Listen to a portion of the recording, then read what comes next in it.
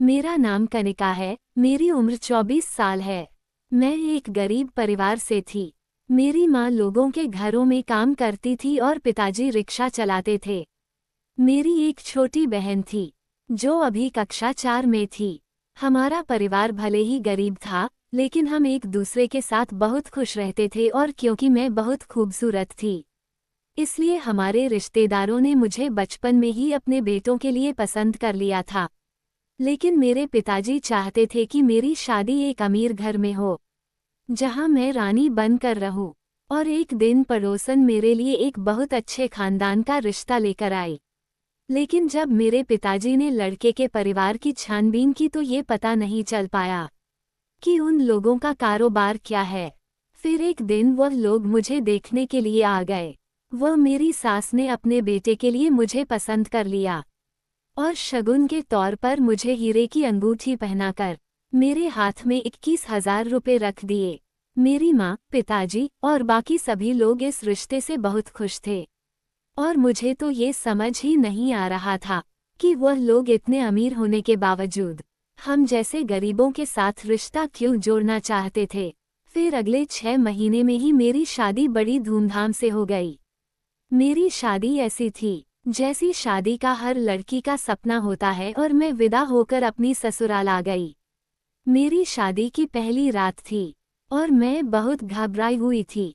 फिर मेरी सास मेरे कमरे में आई और मुझे समझाने लगी। उनकी बातों से तो लग रहा था वो बहुत अच्छी औरत है और फिर मैं सोचने लगी कि मैं अपने ससुराल वालों के बारे में गलत सोच रही थी। शायद इन लोगों को पैसों का कोई लालच नहीं, सिर्फ अच्छी बहू ही चाहिए थी। मेरी सास दूध का गिलास कमरे में रख कर चली गई। थोड़ी ही देर में मेरे पति अभिषेक कमरे में आए और आकर मेरे पास बैठकर मेरा घूंघट उठाया और मेरा चेहरा देखकर मेरी तारीफ करने लगे। और अभिषेक ने मुझे वह सब कुछ दिया जो हर पत्नी चाहती है। हमारी शादी को अभी 1 हफ्ता ही गुजरा था कि मुझे पता चला अभिषेक बाहर किसी मुल्क में काम करते हैं और उन्होंने शादी के लिए छुट्टियां ली थी, लेकिन अब उन्हें वापस जाना होगा। ये सुनकर तो मेरा दिमाग हिलने लगा और जैसे तैसे मैंने अपने आप को संभाला। मैं अपने पति के साथ जाने की जिद करने लगी तो उन्होंने मुझे ले जाने से मना कर दिया और कहा कि अभी वह अकेले जा रहे हैं, कुछ टाइम बाद मुझे अपने पास बुला लेंगे। अभिषेक की यह बात सुनकर थोड़ा सब्र आया। अगली सुबह मेरे पति विदेश चले गए और अब घर में मैं और मेरी सास थे। मेरी सास बहुत साधारण और हमेशा पूजा पाठ में लगी रहती। मैं हमेशा यही सोचती कि मुझे बहुत अच्छी सास मिली है। धीरे धीरे वक्त गुजरता गया और अभिषेक को गए हुए 5 साल हो गए। मेरे पति अभिषेक बीच बीच में आते जाते थे, लेकिन मेरे पास अभी कोई बच्चा नहीं था। मेरा कमरा मेरी सास के कमरे से थोड़ी दूरी पर था।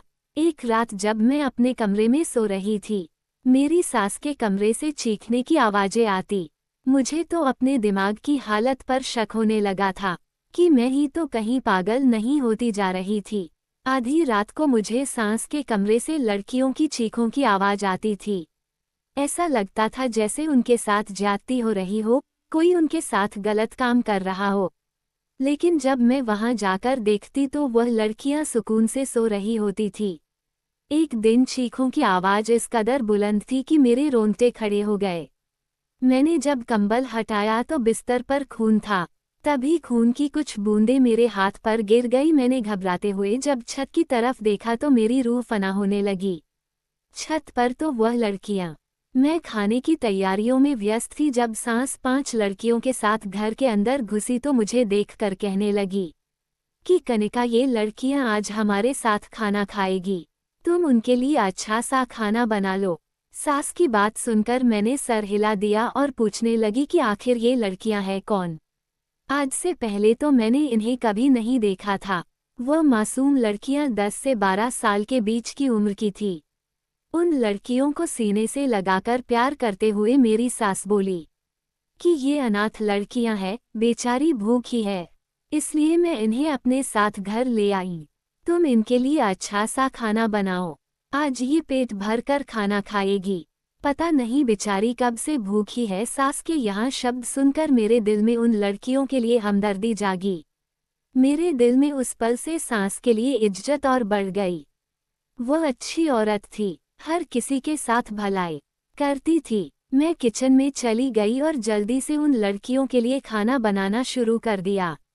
खाने से कुछ देर पहले सब कुछ निपटा कर हम बैठ गए। वो लड़कियां ना जाने कितने दिनों से भूखी थी। वो इतना तेज तेज खाना खा रही थी कि निवाले उनके मुंह से बाहर गिर रहे थे। मैंने उन्हें अपने करीब बैठा दिया और चेहरा साफ करते हुए खुद अपने हाथों से खाना खिलाने लगी। बिन माँ बाप के बच्चे कितनी तकलीफ से पलते हैं। पता नहीं कब की भूखी थी, देखने में बहुत मासूम थी। और जल्द ही खाने से निपटकर मैंने सास से कहा कि इन लड़कियों का घर कहाँ है, क्या इनको लेने कोई आएगा। मेरे सवाल पर सास सोच में पड़ गई और फिर दुखी होकर बोली, क्या हो गया है बहू, बेचारी अनाथ लड़कियां हैं, अगर 2 घड़ी घर में रुक जाएंगी तो क्या फर्क पड़ जाएगा, क्या पता है इनकी दुआ लग जाए और तुम्हारी गोद जल्दी भर जाए। मैंने सास की बात सुनकर ठंडी आह भरी थी। सास के सब सुनकर मैं बस दुखी होकर रह गई, मगर उनके आखिरी शब्द मुझे एक बार फिर अपनी कमी का एहसास दिला चुके थे। मेरी शादी को 5 साल बीत चुके थे, मगर अभी तक भगवान ने मुझे औलाद का सुख नहीं दिया था। मैं सास के कमरे से बाहर निकली तो मेरी नज़रें उन लड़कियों पर पड़ी। इनकी मासूमियत का तो यह आलम था कि छोटी लड़कियां जमीन पर ही लेट कर सो चुकी। इस महीने गर्मी बहुत ज्यादा थी। पूरा दिन सूरज की तेज धूप से आंगन तपता रहता था। उस समय कुछ ठंडी हवा चली थी। आंगन अभी तक तप रहा था, मगर वह लड़कियां ना जाने कितनी थकी हुई थी जो बेखबर सो रही थी। उन्हें यूं लेटा हुआ देखकर मेरे दिल को कुछ कुछ होने लगा था। मैं उनके करीब गई और उन्हें जगाकर अपने कमरे में सुलाने के लिए ले जाने लगी। तभी सास ने मुझे कहा कि उन लड़कियों को मेरे कमरे में सुला दो, सुकून से सोती रहेंगी। सास के कहने पर मैंने उन बच्चियों को सास के कमरे में सुला दिया और खुद किचन में चली गई। अभी काम निपटा कर मैं अपने कमरे में आकर लेट गई थी कि अचानक मुझे ऐसा लगा जैसे कोई रो रहा है। मैंने तुरंत अपनी आंखें खोल दी। रोने की आवाज़ तभी बंद हो गई थी। मुझे लगा शायद मेरा वहम है, लेकिन दोबारा रोने की आवाज़ आने लगी। इस बार आवाज़ लगातार ही आ रही थी और बढ़ती ही चली जा रही थी। मैं फौरन उठकर बैठ गई। हमारे घर में तो कोई बच्चा मौजूद नहीं था और मेरे और मेरी सास के अलावा ये कोई भी नहीं रहता था। मेरे पति पिछले 5 साल से देश से बाहर गए थे। एक पल के लिए मुझे खौफ होने लगा। वह रोने की आवाज़ लगातार बढ़ती चली जा रही थी। अगले ही पल मेरे दिमाग में हलचल सी मच गई थी। तभी वहां अनाथ लड़कियां का ख्याल आया तो मैं फौरन अपने बिस्तर से उठ खड़ी हो गई। ऐसा क्या हो गया उन लड़कियों को जो इतना सिसक सिसक कर रो रही थी? सास तो उनके करीब ही थी, फिर वहां उन्हें चुप क्यों नहीं करवा रही थी? मैं तुरंत सास के कमरे में गई। जब मैंने दरवाजा खोला तो सामने का मंजर खौफनाक था। कमरे में ना तो कुछ था और ना ही वह लड़कियां रो रही थी। वह सारी तो सास के बिस्तर पर सो रही थी, जबकि सास पूजा कर रही थी। सास मुझे देखकर कहने लगी, बहू तू ठीक तो है? तू इस समय तक जाग रही हो, यह क्या कर रही हो? सास के सवाल का मेरे पास कोई जवाब नहीं था। मैं उनकी बात को टालते हुए बोली, बस लड़कियों को एक नज़र देखने आई थी। इतना कहने के बाद मैं वापस अपने कमरे में चली गई। मुझे ये बात बहुत सता रही थी कि आखिर वहाँ आवाज़ किसकी थी। इस पर मुझे बहुत ज़्यादा डर सा महसूस हो रहा था। मुझे नींद भी नहीं आ रही थी। फिर मैंने सोचा सुबह उठकर अपनी सास से पूछूंगी। मैं समझ नहीं पा रही थी कि यह क्या राज की बात है। सुबह का समय होने ही वाला था। अचानक दरवाजा खटखटाने की आवाज़ से मैं दोबारा डर गई थी। आखिर उस समय कौन हो सकता था? जब मैं देखने जाने लगी तो सास ने मुझे रोक दिया और खुद दरवाजा खोलने चली गई। सामने फटे पुराने कपड़ों में एक फकीर खड़ा था। मेरी सास को देखकर वहां फकीर हाथ जोड़कर रोने लगा और फिर बोला, आपका बहुत बहुत धन्यवाद, आपने मेरी लड़कियों को पेट भर खाना खिलाया। ऊपर वाला आपका बहुत बहुत भला करें।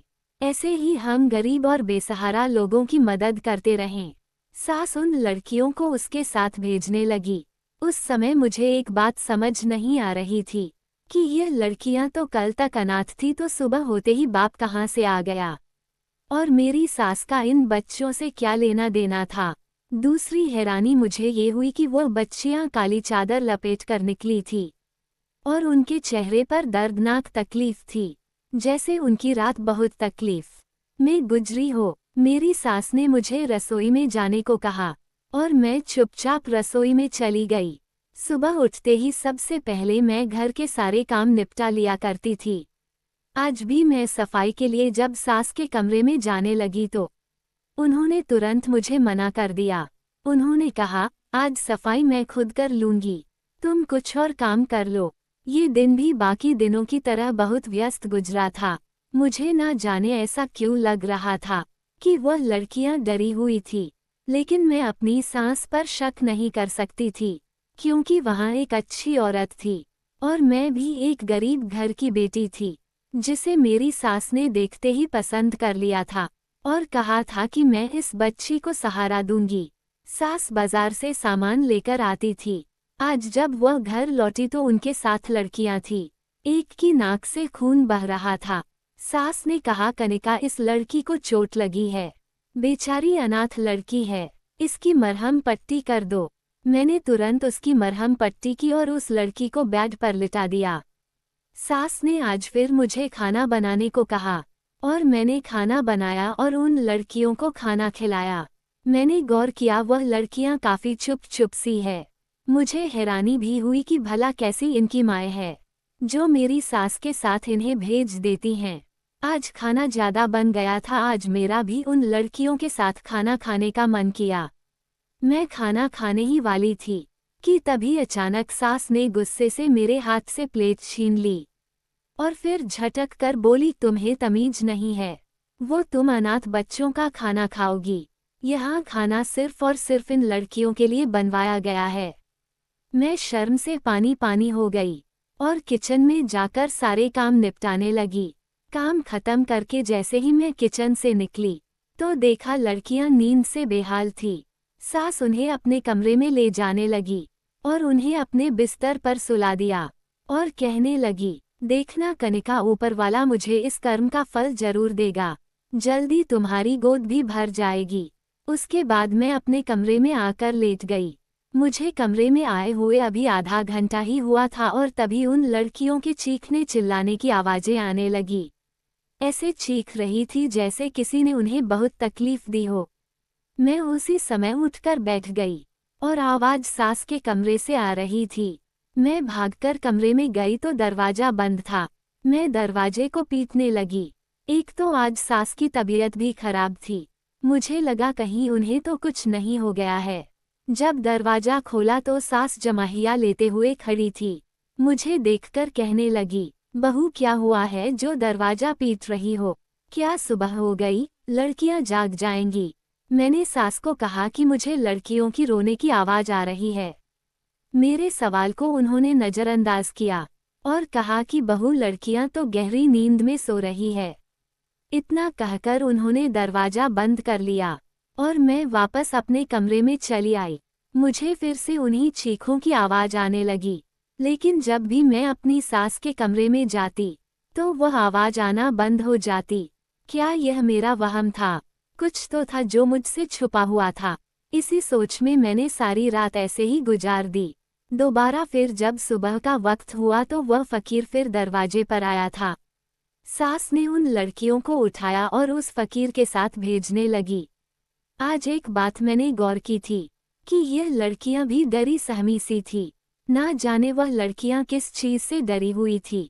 वो फकीर उनको ले जा चुका था। उसके बाद सास अपने कमरे में चली गई थी। ये तो रोज का हो चुका था कि सास लड़कियों को लेकर आती और कहती कि ये लड़की अनाथ है और इनके लिए खाना बनवाती, और वो खाना ना तो खुद खाती ना मुझे खाने देती।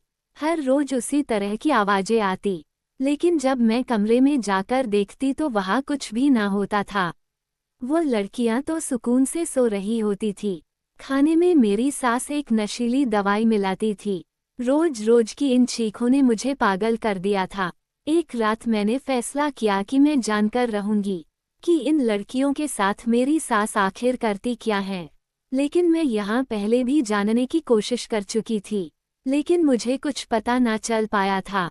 लड़कियां हमेशा सोती रहती थी और मुझे नाकामी का मुंह देखना पड़ रहा था। आज भी सास 4 लड़कियों को लेकर आई थी। कमरे से उसी तरह चीखने की आवाज आने लगी। मैं उसी समय दरवाजे से लगकर खड़ी हो गई, ये जानने के लिए कि आखिर ये मामला क्या है। जब मेरी सास कमरे से बाहर निकली तो मैंने इस बात का फायदा उठाया और कमरे में दाखिल हो गई। मेरा दिल जोर जोर से धड़क रहा था। पूरे कमरे में चारों तरफ अंधेरा ही अंधेरा था। फिर मैंने कमरे की लाइट जलाई और फिर जो मैंने देखा वह बहुत दर्दनाक था। एक बच्ची पंखे से लटकी हुई थी। उसका शरीर ठंडा पड़ चुका था। मैं हैरान रह गई। बाकी 3 लड़कियां कोने में डरी सहमी हुई बैठी थी। यहाँ सब देखकर मेरी आत्मा कांप गई। मेरे दिमाग में बहुत सारे सवाल चल रहे थे। तभी मेरी सास कमरे में दाखिल हुई और वह मुझे देखकर घबराते हुए कहने लगी कि बहू, इसमें हमारा कोई दोष नहीं है, सारा दोष इस लड़की की माँ का है।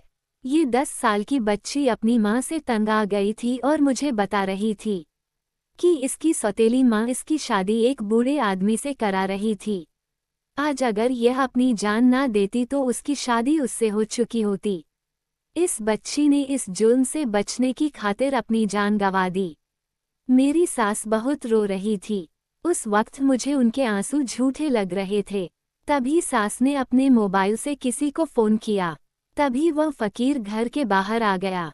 उसी वक्त मैंने उन लड़कियों से सच पूछा और जो कुछ भी उन लड़कियों ने मुझे बताया उसे सुनकर मेरी रूह तड़प गई। मैं खामोशी से सारा सच सुनती रही और अपने फ़ोन में उसे रिकॉर्ड कर लिया। वो फकीर उस मुर्दा बच्ची और उन तीनों लड़कियों को अपने साथ लेकर जा रहे थे। उसी समय घर के बाहर पुलिस आ गई। मेरा दिल बड़ी जोर से धड़क रहा था। मैं हक्का बक्का रह गई और पुलिस ने मेरी सास को और उस फकीर को पकड़ लिया। उसे देखकर यकीन नहीं आ रहा था कि यह वही औरत है जो इतनी धार्मिक बनती थी। आखिर में पुलिस मेरे पास आई और शर्मिंदा अंदाज में कहने लगी, मुझे खुशी है कि तुमने एक बहुत बड़ी गैंग को पकड़वाया है और इस बात का अफसोस भी है कि तुम इस औरत की बहू बनी। मैं अभी तक सदमे में थी। मेरी सास अभी भी मुझे धमकियां दे रही थी। मुझे यकीन नहीं हो रहा था कि मेरी सास का रिश्ता एक ऐसी गैंग से था जो लड़कियों को किडनैप करके उनके हाथ पैर तोड़कर उनसे भीख मंगवाते थे।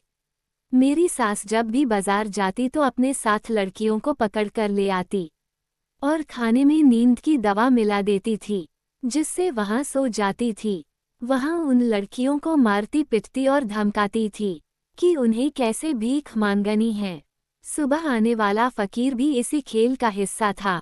वो लड़कियों को अपने साथ ले जाता है, किसी की आंख फोड़ देता तो किसी का हाथ काट देता था, किसी की टांग काट देता था जिससे वह मोहताज बन जाए और उन्हें ज्यादा भीख मिले।